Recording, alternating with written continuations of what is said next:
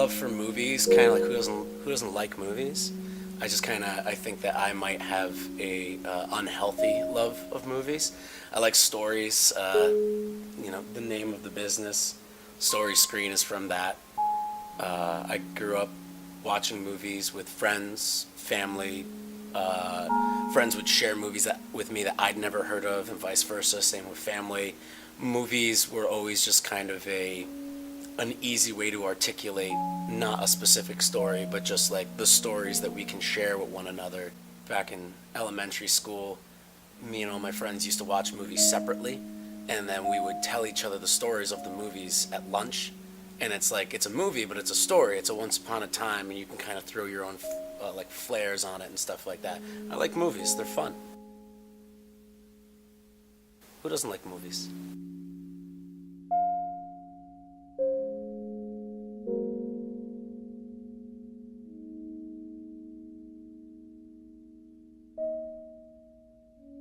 Story Screen really kind of grew from, I used to have a bunch of friends over to my house, watch some movies, share some stuff. I would pick the movie, my roommate would pick the movie, a friend would pick the movie, somebody would pick a movie. Sometimes we'd watch two and we'd kind of like create like a double feature kind of thing. And it like slowly started out like, myself, my roommate, 5 people, and then slowly became 15 people, became 25 people on the regular, to the point where it was almost too big. And then luckily I had been managing a juice bar in Beacon for the time being, called Main Squeeze, and we had very early hours because it was a juice bar, coffee, cafe, so it closed at like 5 p.m. So I started licensing movies and just doing like quick free screenings like in this bigger space through a big screen up on the wall. Our first screen was just literally a white bed sheet, as most legends can go. Like we showed Groundhog Day, people like that. We showed Mike Birbiglia's Sleepwalk with Me. We showed Poltergeist, Silence of the Lambs, Cheap Thrills, Princess Bride. And we showed these types of movies and just like had people come with the idea it's you could get a juice, get a coffee, watch a movie, and kind of talk about the movie afterwards. And it pretty much like started from there, and then just started showing more movies at different businesses as a pop-up. Just pretty much me carrying around a screen, a PA system, a projector, and in my car, and just like bringing it to places and turning like a bar after hours into a movie theater for 3 hours. The Q&As that we were having after these screenings, we were talking about a lot of stuff, and I was able to start bumping into people who were interested in talking about movies some more. And so the idea came up where it was like, oh, we could create a kind of just like blog, essentially, where we could have local film lovers write about movies that they like, and we eventually did podcasts as well, where we could get a bunch of people together that talk about movies that they like. We started getting local artists in town who were really interested in the movies that we were showing, and they were producing posters, like self-made posters for these movies that we were screening. So it was kind of creating this way to generate this kind of local hub for film lovers in Beacon, and the website storyscreenbeacon.com eventually grew out of that and started very humble at first, and then we just slowly started adding more and more articles and reviews and podcasts to it, and it just kind of grew from there. Beacon, I'm from Beacon. I was born in the area. I was raised in Beacon. I went to Beacon High School, both of them. And Beacon's just a very special place. I've been to quite a few places that have like a lot of charm and like a lot of that certain something that you can't really put your finger on. And I don't know if it's just because I'm a little biased because Beacon's my hometown, but I always do feel at home here, which I guess is where the bias, something like that, would come from. But I think that the qualities that Beacon has, as far as a community and like a vastly different cultured environment, is something really special that you don't really bump into all that often. And the changes that it's gone through the past like 20 years has been something to behold, because like Beacon used to be, the name comes from something. It used to be a beacon of productivity and factories and stuff like that. And it didn't really, there was a time there where like nothing was really going on. It was just like the communities that were here were just kind of maintaining it and it was a completely different something than the something that it is now. And both of those things are special and good.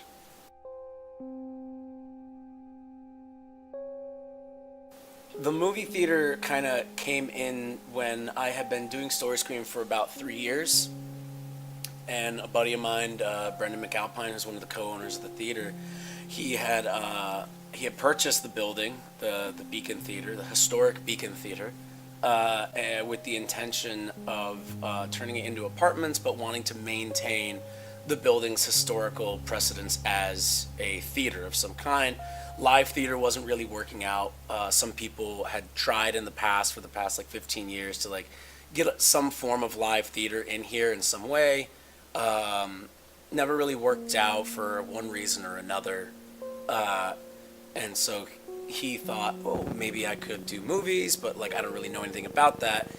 He knew that I was doing Story Screen, so he approached me about like kind of coming on in and trying to work out a way to be able to maintain the historic theater quality of the building.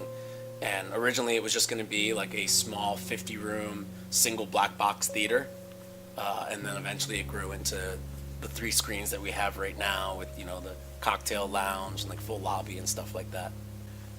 So movie theaters have like different levels of like what types of content they show.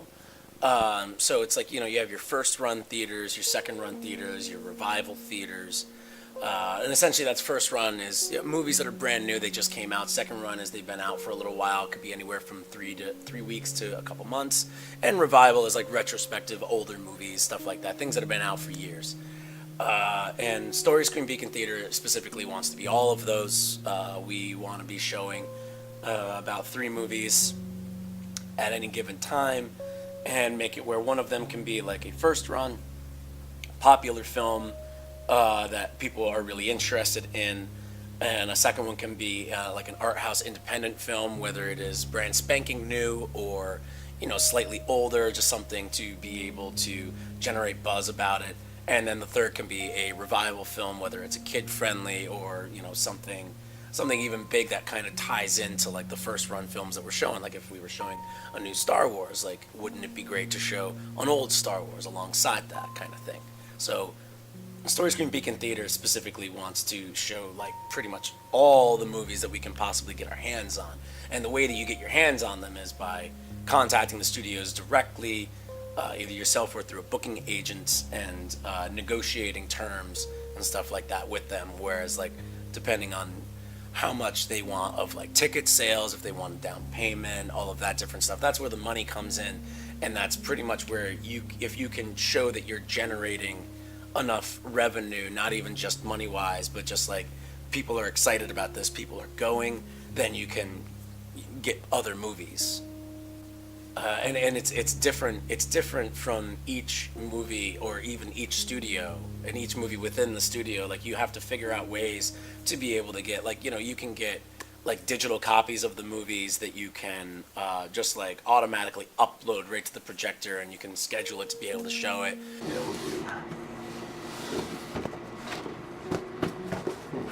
So you can get these bad boys in the mail, and inside that's your movie. And so you pretty much just pop that bad boy down in here into the hard drive, and then you ingest it into the computer's hard drive here, and then from the computer you pretty much schedule it out, what trailers you want. Some are mandated by the studios. We do the fun thing where we like make our own trailers here. We rip them from old VHS tapes and stuff. Play movies like, we played the Point Break trailer before The Matrix, because Patrick Swayze is in Point Break and The Matrix was his favorite movie. Or think of another reason. And then you pretty much send them right to the projector, and you schedule it out, and it all just kind of runs kind of automated. So you get these. This is the movie, and it's got all the any closed captions on it, times the credits start, so that you can line up the lighting system and everything with all that, and try and make it as automated as possible. Like you can see here, they've included a trailer of 8th Grade with First Reform, because they're both A24 movies. They want us to show trailer for 8th grade before we show this movie, which is fine with me because 8th grade's a good movie. And so this has those guys, but the film itself is locked on here. So you download the actual copy to the computer, and then you are sent keys, which are digital keys that you download to the computer as well. They unlock this for the certain amount of time that you have. So like this movie here, we're showing from the 3rd to the 7th. So it unlocks it on the 2nd, so I can test it, make sure it's all good, and then it runs it until about halfway through the 8th, the day after we would end it, just in case we need it for anything. Yep, and then when you're done, so you can see on these guys, I've already sent some back. And these guys, you zip tie them closed so people can't open it. And then you just take this little peel guy right here, and underneath there is return address. So it's all paid for. Technicolor, deluxe. They're nice. Sometimes they don't have those available, and so you have to make do other things. Like we showed, like the second week we were open, we wanted to show the Nickelodeon film Good Burger. Welcome to Good Burger, home of the Good Burger. Can I take your order? I contacted Paramount Pictures, who, as far as I knew, had the distribution rights, and they had like never been asked to show that movie before, like ever. They were like, we don't have a digital copy of this. We never even made a Blu-ray. So like if you wanted to show it, you would have to show it on DVD. And I was like, or VHS. And they were like, excuse me? And I was like on VHS. They had that little orange cassette tape like that you could just, remember it was orange because Nickelodeon, the orange slime. And they were like, there was like a 5-second pause at the point where I thought maybe we got disconnected. And finally the guy goes like, what are you guys doing over there exactly? And I was just like, oh, we're just showing movies and stuff. So yeah, we showed it on VHS one screening and on DVD the other. And people really couldn't tell the difference because honestly, DVD and VHS, we thought it was a big jump. It really wasn't. I graduated in 2004 and I wanted to go to film school, but I didn't know exactly what type of film school I wanted to go to. I didn't know exactly how I was going to pay for it. I wasn't necessarily from a very lucrative family. We did great. We did fine. But I could not afford going to college to the degree that I really wanted to be able to explore film and everything. So I joined the military, joined the Navy, enlisted for 1 term, ended up serving 5 years so that I could get the GI Bill, so I could essentially build my own film school out of the curriculum that they offered at Dutchess Community College up in Poughkeepsie. I was able to pretty much take all of the film classes that they had to offer without having to really take any of the other things that would allow for like a degree to be manageable. I wasn't really interested in getting a degree in film. I was interested in studying all the different aspects of filmmaking from as many different voices as possible.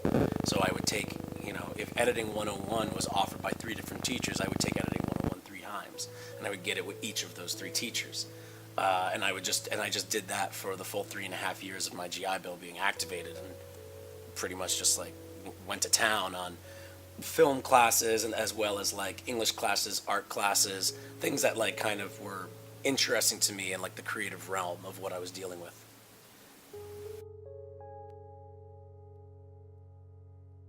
We have a lot of people who are coming in and opening up small businesses and stuff like that to support themselves, support the town, give the town, the city, something that it needs, and also follow their dreams of something that they want to do, whether it is like open up a movie theater or, like open up a natural market or a thrift shop. Like these are things that people can feel, that they feel passionate about, that they want to share with people, that they think everybody in the city of Beacon would want and would appreciate. I love movies, and I think that I have like a really fun, eclectic taste in movies, and I like to share them with as big a variety of people as I can possibly find. And so now being able to open up a movie theater in my hometown where, I know a lot of people, and this is a way for me to be able to get to know the other people that I don't. Like, I think that's really exciting, and the fact that it's all surrounded by talking about movies, which is something that I think, I don't know if I'm really good at it, but I definitely enjoy it. But there's still so much more to do. I mean, gaining access to more movies, gaining access to more studios, opening up not only different points of like revenue to make the business itself from the business model and more successful, but also more things to do. Like opening up a cocktail lounge allows us to like, also serve small plates. So we get to develop plates and we get to develop like specialty cocktails and stuff like that. We get to come up with like themed movie nights and events. We're still working on opening our third theater like right now. Once we open that up like that, we get to screen like 4 to 5 extra movies a day. And so that really kind of opens it up. So there's always something more to do. So I pretty much have kind of allowed myself, like at the end of every week, just like a little pat on the back, and it's like, all right, you did it again. All right, now like do it again. And we change movies every week. So every week is like a new hurdle of like, how is this movie going to be received? How do we help sell this movie if people haven't heard of it? And it's all about trying to make sure that everybody understands what we're showing and gets to pick which one they want to go to, if not all three. I mean, that would be nice too. And we are rolling very quickly. Things just, the way that these businesses work is, you spend a really long time preparing for it, and as soon as you quote unquote pull the trigger and start everything off, things move very rapidly and you have to kind of keep up. The idea that this is like kind of ground zero. This is where we are, where we build out of. And the more successful this place is, the more the community gets behind this place as we ourselves are attempting to aid and get behind the community. There's always, Story Screen has always been something that wants to aggressively expand at all times. And we pretty much jump at any opportunity to be able to share our love for movies and our feelings on how movies should be ingested, as the art form that they are, and how they should be discussed and everything. We feel as though, we're not the end all be all on how to watch movies and how to talk about movies, but we think that the way that we do those things is very interesting, and we want to share it with as many people as possible. So being able to open up this theater allows for the community around here to be able to get that well. And we're going to continue our pop-up screenings eventually once we figure out a new way to exhibit them in like a more like special case scenario. And there's tons in store for what we want to do.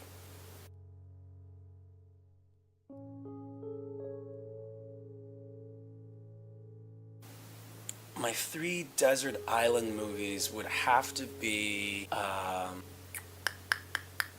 give me a minute. It's a good question. 3 desert island movies. I would have to go with Blue Lagoon, Castaway, and Hunger Games: Catching Fire. Movies that take place on a desert island. Was that the question? I would probably say Blue Lagoon, Castaway, and Back to the Future, definitely. One of my favorite movies. I can watch that time and time again. It's a perfect movie. It's great. I love it. Another perfect movie, which I might even like more than Back to the Future, Who Framed Roger Rabbit, is a phenomenal movie. The fact that thing was made so long ago makes absolutely zero sense every time I watch it every year. And then it's always hard when you have because it's always those two, and then I have to pick another one, and I always like to kind of jump back and forth. So to mix it up a little bit, I'll say Halloween, the original John Carpenter's Halloween. That's just a great movie.